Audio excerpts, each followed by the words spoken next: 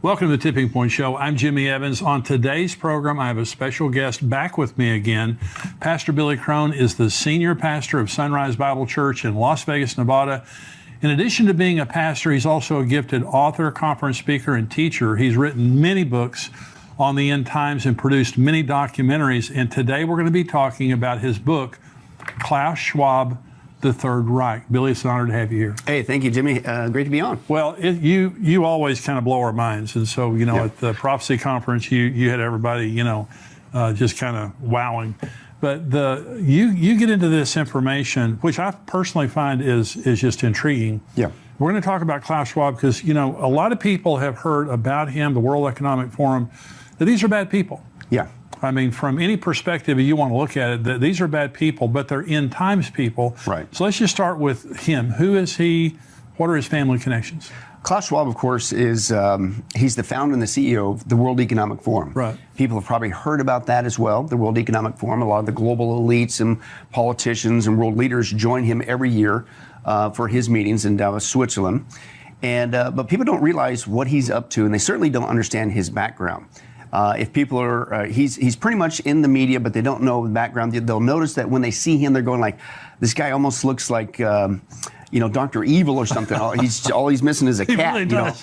But if you trace the trail of this guy, he really is up to evil, and frankly, he could be called Dr. Evil. And I'm not joking on that, because if you trace the trail, he speaks with a German accent for a reason. I say the only thing that he's missing is not a cat. The only thing he's missing is a swastika and SS on there. Wow. And that might sound harsh, but that's why we say Klaus Schwab in the Third Reich. If you trace the trail, and by the way, you're going like, well, how come we haven't heard this connection with Klaus Schwab and dare I say with Hitler? It's because the internet has done a very good job of scrubbing it. And so you got to really dig deep to find it, and we did. But if you trace the trail, Klaus Schwab was born in Ravensbrück, Germany, and his dad owned a factory there in Ravensbrück and in Germany, and then not only that, that factory helped to make munitions for Hitler. In fact, it was such a quote by the Nazis deemed a great factory that it won awards from the Nazis, like as a model factory. In fact, as a quote model factory for the Nazis. And this is Klaus Schwab's dad, Eugene, and they not only made armaments, but they used slave labor, wow, including POWs. In which you look at it, and that adds a little bit of a historical context, I believe, to Klaus Schwab. Now, infamous phrase that people kind of laugh at, but he's deadly serious about this, that his goal is to bring to the planet, you'll own nothing and be happy. Like slave labor. Oh, yeah. And so we trace the trail that it's definitely connected with Hitler. And then what we do is I go, wait a second, okay, so he's got this German accent. I had my suspicions did he really have ties with Hitler, because he's acting like that, like a megalomaniac like Hitler was, and things of that nature. And then I'm going like, well, wait a second, let's reintroduce ourselves into the Third Reich. Let's find out what Hitler was really up to, if he could have pulled it off. He didn't get to pull off his global domination, but what was it like? And Jimmy, it blew me away. I couldn't believe it. Hitler, basically, he came at a time of crisis, an economic crisis. He rose out of that crisis. Hitler, believe it or not, then proceeded to, out of that crisis, take control of the government, the schools, the media, the entertainment at that time, which was movies and radio. Okay, he took over the medical industry. He took over the science industry, again, the education, all of it. He took over the transportation industry. And then he began to promise everybody utopia, a 1,000-year Reich, if you'd let him do this new regime, this new Third Reich. And then he even promised people that he was, believe it or not, this is in print, that he was going to get rid of pollution. He was going to save the animals. He was going to save the tree. They had this Reich Forestry Service, which the animals and the trees, the Germans taking control of, became an excuse to take away private property and things of that nature. He even promised transportation. Reminds me today with the electric car. We're pushing that you got to get an electric car and save the planet. He even pitched that not only with the Autobahn that's still there today to redo the transportation system, but everybody was going to have a car, which back then was a big deal. He called it the people's car. You know what that is translated in German? Volkswagen. Right. That's where he had Volkswagen. That was the people's car. He promised the world the utopia and all that stuff. He was also influenced by evolution and obviously with the eugenics program. Eugenics means you, in the Greek, good, good genes. Right. And so then on top of this utopia, it was also a utopia to create a super race, an Aryan race, a pureblood race. And that's why he started with the Jews. It wasn't just because he was anti-Semitic, he was. But if people do the research, he believed that the Jewish people were close to pure ape. And they were at the bottom of his evolutionary list. Wow. Now, if he would have made it and continued, then he wasn't going to stop at the Jewish people. Most people don't get this. He was going to then go to the black African races, then the Oriental races, and then the Slavics, and on and up until he was left with this pure race, and they would all be a part of this utopia that he was building. That was the Third Reich. It's in print. That's what it is. Now, if your listeners and viewers are paying attention, all that I just described, if you do the research, is exactly what Klaus Schwab is bringing to the planet. All he did was take the Third Reich and changed it and called it the Fourth Industrial Revolution, or the Great Reset. And what I'm saying, based on the research, you need to call it for what it is. It's the Fourth Reich. This is what this guy is up to, and this is the missing piece that people need to get. Well, these are powerful people that go to Davos, Switzerland every year. The elite, President Biden has gone there every year. He's been one of their keynote speakers. Yeah.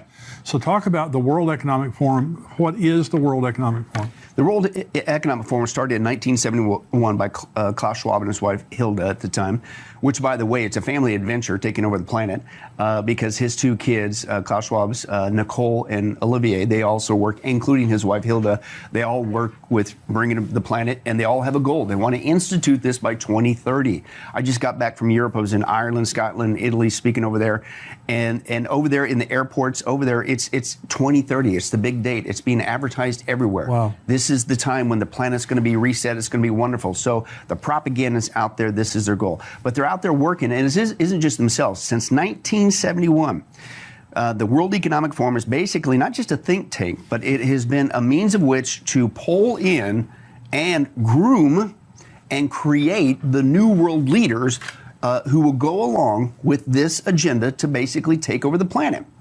and usher in really what's called should be called the Fourth Reich. And they have what's called, since then, so you basically got 50 years of educating, grooming new leaders. But if you look at it, and they're not hiding it, you can go to the World Economic Forum's website. Also, they have a YouTube channel. But if you look there, they have the Young Global Leaders. And they even have a searchable database. When it goes there, it pops up. The first thing is you can see this year's candidates, hundreds of them, or just see who also has been on there. And if you just start typing in some names, it will blow you away. Wow. You mentioned Biden. Biden told us that he was working for Klaus Schwab in the World Economic Forum. He's been groomed by them. The reason why we know is because what was the campaign slogan that Biden ran on? Build back better. Yeah. He even mentioned dark winter. You know where those come from? Straight out of Klaus Schwab. Wow. So and then if you look at the interviews with the world leaders, including people like Trudeau in Canada, Macron in France, all over the world, even the latest guy that is the current Prime Minister of England, Sunak, I believe, guess where he's from? The World Economic Forum. Wow. It's all tied together. So Klaus Schwab has taken the World Economic Forum for the last 50 years. He's groomed leaders to go along with his vision, megalomaniac, taking over the planet, the Fourth Reich, and now he's got him in positions of power. Okay, and then what he admitted on tape was he took 50 years. He groomed all these guys. They're not hiding it. They're in every major developed country, including our own. And it isn't just Biden, by the way. And it's both sides of the aisle, Democrats and Republicans. And people need to wake up. That's right. We're being lied to. Okay, but they sold their souls to, dare I say, the devil, Klaus Schwab, in this Fourth Reich, and basically they got them all in place. And Klaus Schwab admitted, we got everybody in place who's going to do our bidding. We need a trigger, and he said that the COVID-19 crisis was the trigger. Right. He admitted it. And that's why he keeps saying very bluntly, you will not go back to new normal. This is our excuse to put this into play. Okay, and it's by 2030, we're going to reset the planet and basically translate it for what it is. They're going to take over the planet. Well, so you talked about this at the conference a little bit. What they have done through the COVID-19 pandemic, which you call a plandemic. Yeah. And so what they have done is basically reorder the world. Mm-hmm. I mean, this is a different world than existed before. Right. And so now, one of the things that, for example, people look at, and what was a big issue in the last election, was the border. is in the open border. The Biden says the border is great and we have people pouring in. They do not believe in sovereignty, in national sovereignty. Right. They want they're globalist, and what they want to do is this is I think a part of the format or the agenda of the World Economic Forum. They want to bring America down. Is that correct? Yes. In fact, they're not hiding it. I said, like the one guy said, evil loves to brag. Yeah. And these guys aren't hiding it. Again, I encourage people, go not only to the World Economic Forum, go not only to the Young Global Leaders website and find all the people you want. You're going to be blown away at who's involved and who's been groomed by Klaus Schwab and the World Economic Forum. But they also have a YouTube channel. They got their own YouTube channel. And this event that they call the Great Reset, which is basically taking over the planet, the Fourth Reich, it has its own YouTube channel. And if you go to the Great Reset YouTube channel, it clearly tells you their big planks. Not only, again, the infamous phrase by Klaus Schwab, treating us like prisoners of war, POWs, slave labor, you own nothing to be happy, which really what it is they're going to own everything, and no, you're not going to be happy, but that's how they pitch it. But they specifically say, and I'm going like, how is this not a national security issue? And they advertise it for the whole world to see. I'm not making this up. It's not a conspiracy theory, but they literally say this, and America will no longer be a world superpower. That's one of their planks, along with you'll own nothing and be happy and eat less meat and all this other stuff. It's like, wait a second, how come the government's not going like, uh-oh, we got people trying to take down our country?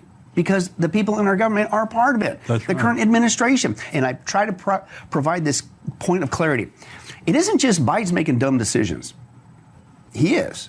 He's not just making dumb decisions, he's making deliberate decisions to destroy the economy of America specifically, because that's the plank, one of the planks, the 8 planks of the Great Reset. America has to come down. America specifically, even economically, has to come down because we're the dollar reserve. We're the backbone of the world economy. Absolutely. So if you're going to crash the world economy to reset it into a cashless society and a biometric system, which is what they want to do with the Great Reset, you have to take America down, and they're not hiding from it. And so I tell people, listen, Biden is doing this on purpose.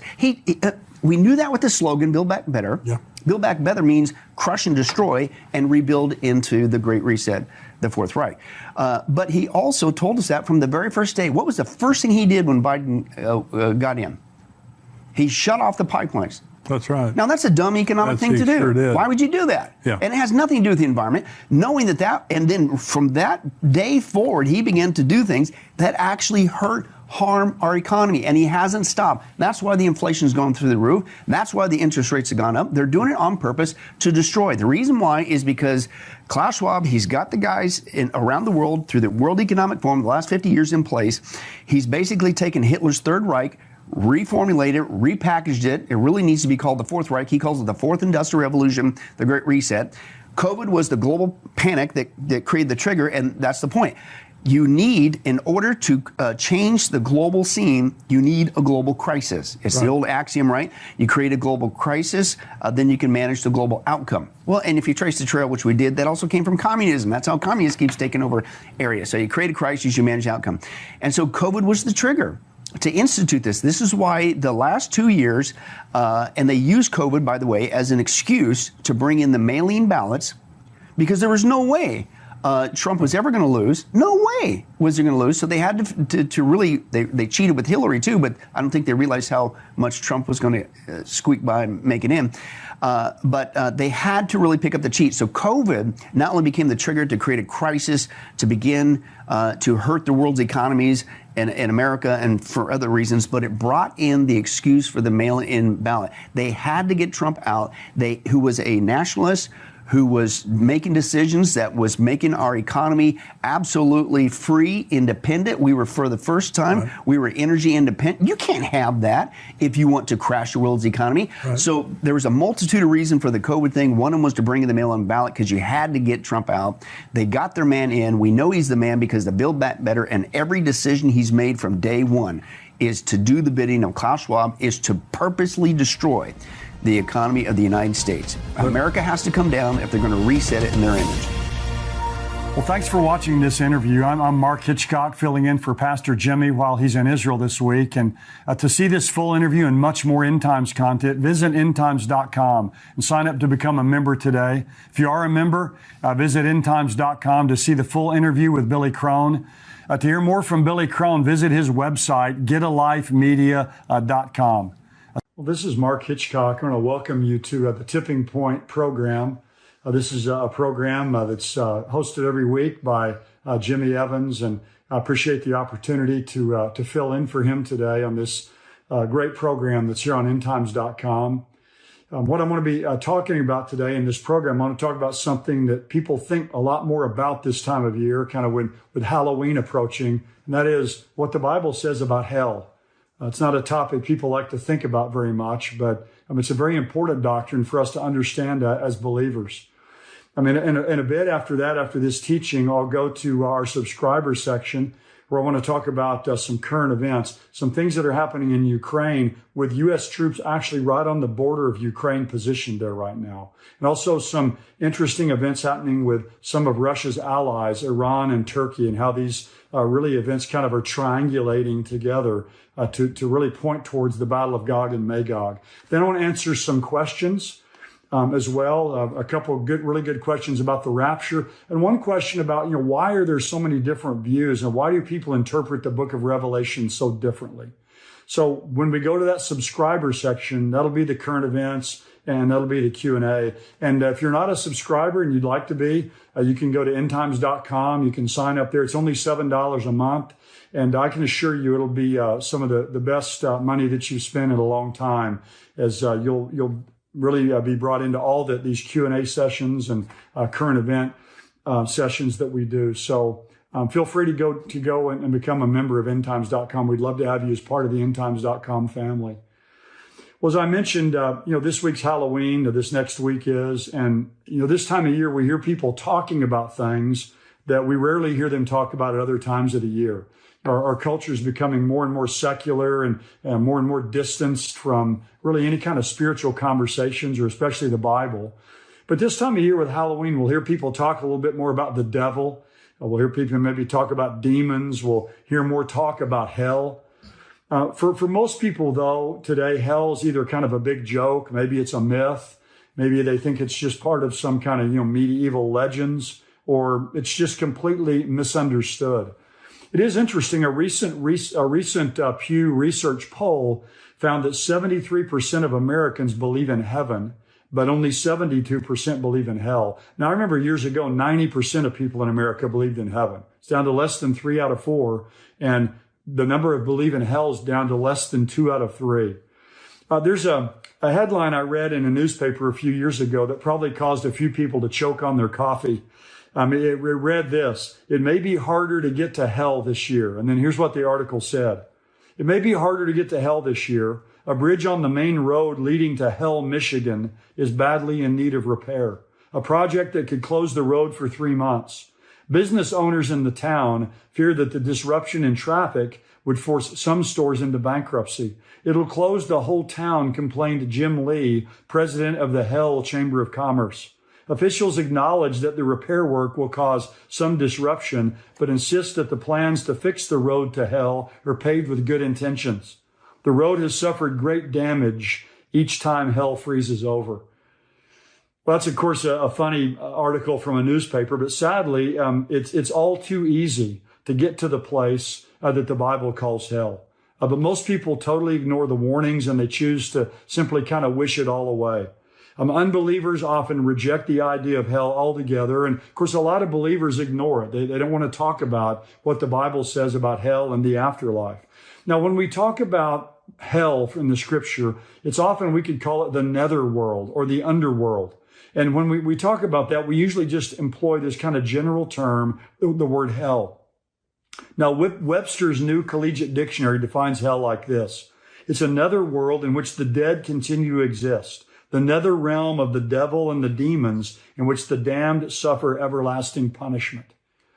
So the word hell is kind of a catch-all word that we use for the abode of the devil and demons and the souls of damned human beings.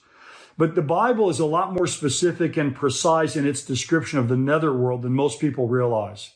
According to the Bible, the underworld or the netherworld is divided into 4 different parts or regions or realms.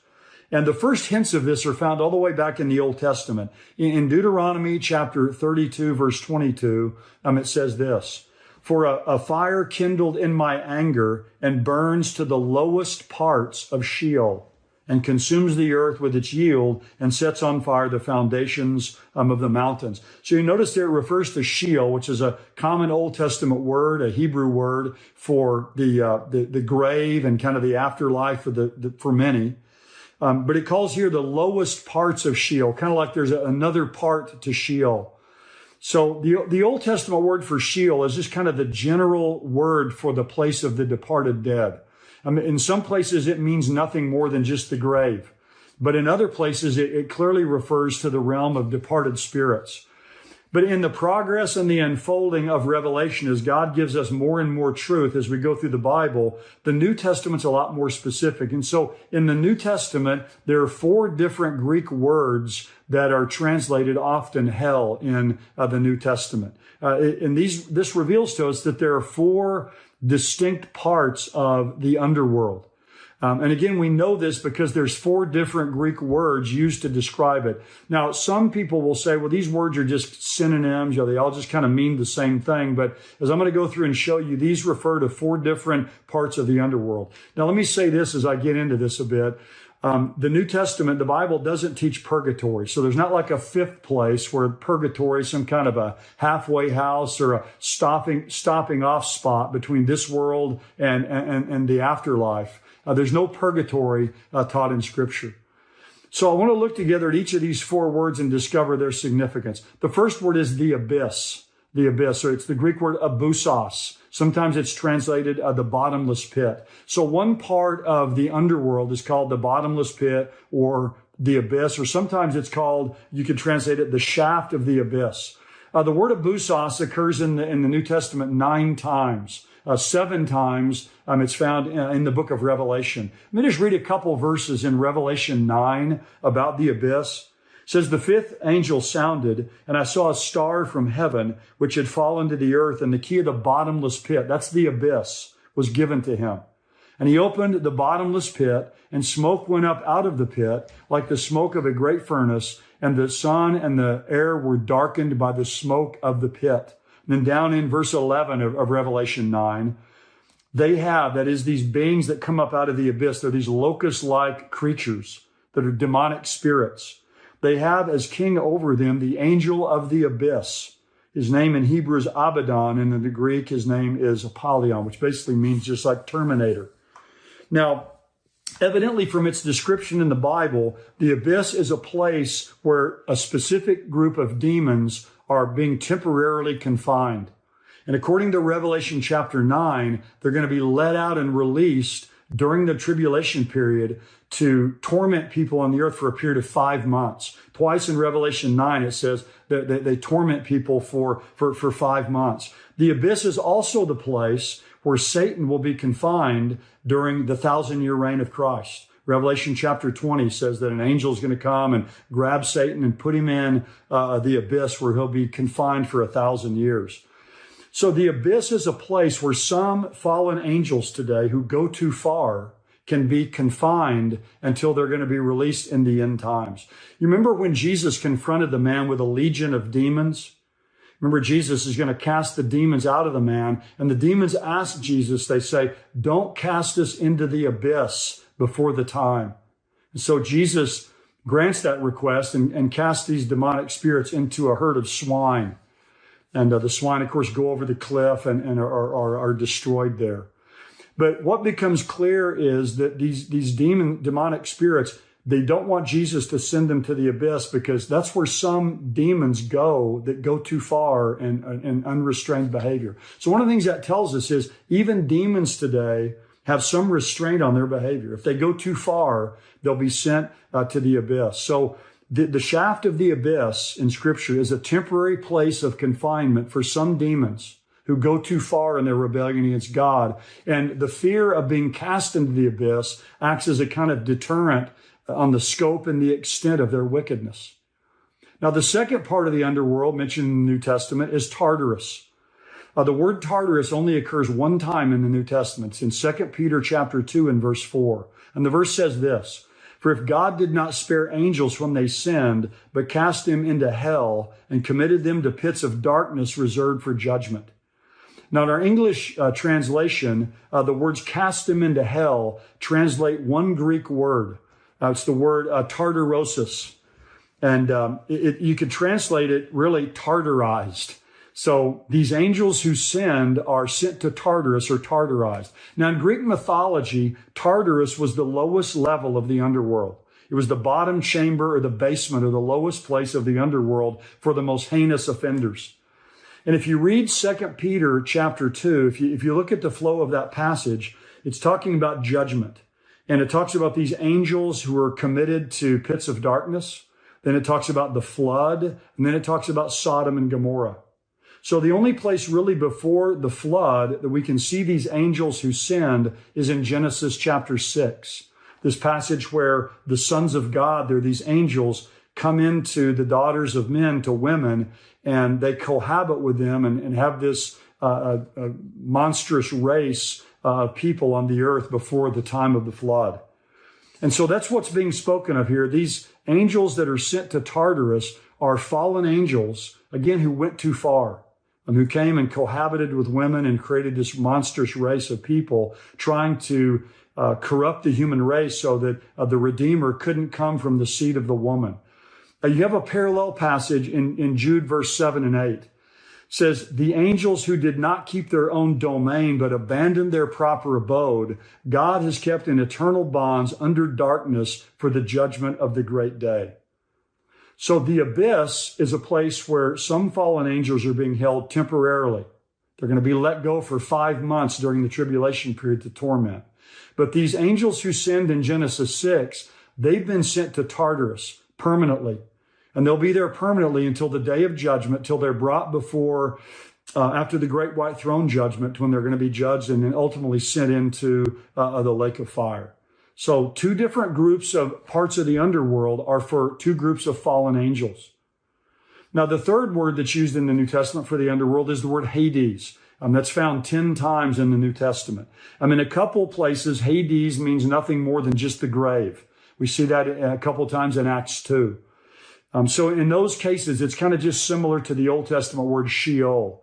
But the majority of uses of Hades in the New Testament reveal that it's a place where the souls of lost people are presently being confined as they await the final day of judgment. One passage I'll just read and mentions Luke 16, the parable Jesus gave of the rich man and Lazarus.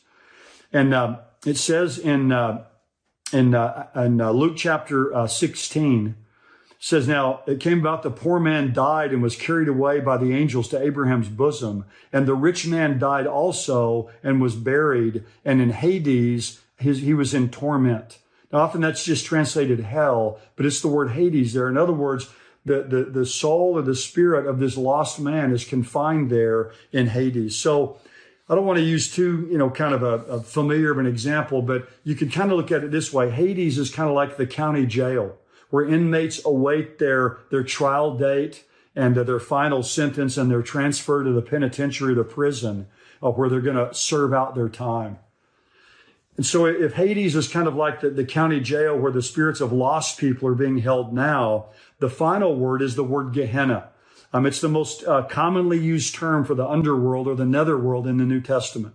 It's found 12 times in the New Testament. Interestingly, 11 of the 12 times it's on the lips of Jesus, or where Jesus describes this place. Now, when we think of hell as it's commonly used as the place kind of a final confinement for fallen angels and unbelieving humans, Gehenna is normally the place that people have in mind. So again, if Hades is the county jail, then Gehenna is kind of the maximum security penitentiary. So Gehenna is the final place of torment for Satan, demons, and all lost people for all the ages. The word Gehenna comes from the Valley of Hinnom. It's a deep valley or ravine south and west of the city of Jerusalem. It's where they would do child sacrifice. It was the garbage dump in Jesus' day that was always burning and smoldering, where the garbage was placed and burned. It's the imagery behind this is what really we get the idea of the lake of fire and brimstone, or the lake of fire, or the second death. Those are all kind of synonyms for this idea of Gehenna. Over in Mark's gospel, in Mark chapter 9, 3 times Jesus uses the word Gehenna. And finally, he describes Gehenna. He says, where their worm does not die and the fire is not quenched, and everyone will be salted with fire. So Jesus talked a lot about this final place of Gehenna. So it's the place where all of the inhabitants of the abyss and Tartarus and Hades will ultimately be cast. So if you kind of just wanted one word to describe hell or the underworld, it'd be that word Gehenna, or the lake of fire. But the way I like to use this word, I think it's accurate. We could say there's 4 parts to the underworld. There's abyss hell, there's Tartarus hell, there's Hades hell, and then there's Gehenna hell. And it's the ultimate abode, or the final place of confinement for fallen angels and for lost people. Now, the most important thing that we want to remember about hell, the only good news about hell, is that God has provided a way for us to not go there. Well, that's the good news. God has provided a way of escape for us through Jesus Christ. We never have to fear the lake of fire if we trust in Jesus Christ and receive him to be our Savior. And one of the things that understanding this doctrine of hell should do, certainly, is cause anyone who's watching, if you've never fled to Jesus Christ for refuge, flee to him and receive that pardon that he purchased for you. But another thing it should do, as we await the rapture of the church,